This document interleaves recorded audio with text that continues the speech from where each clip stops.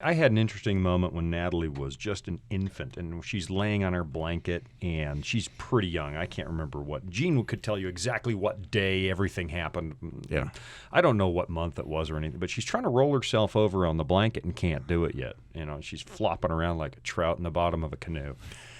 And I have this conflict going into my heart. I'm thinking, that little girl needs you. Flip her over.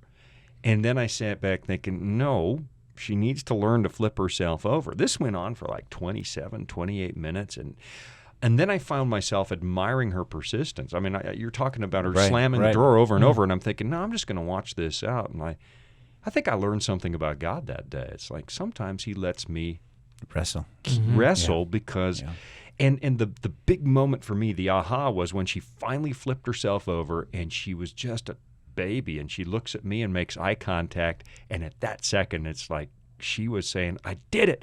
And I'm like, awesome. You did it. Mm-hmm. And yet, so I struggled. I wanted to protect her and do it for her. Right. And I really, I don't know. There was that, you did it. And I thought, just learned something about God. Mm-hmm. I just learned something about God. That's why he lets me struggle sometimes. And maybe we step in there too many times.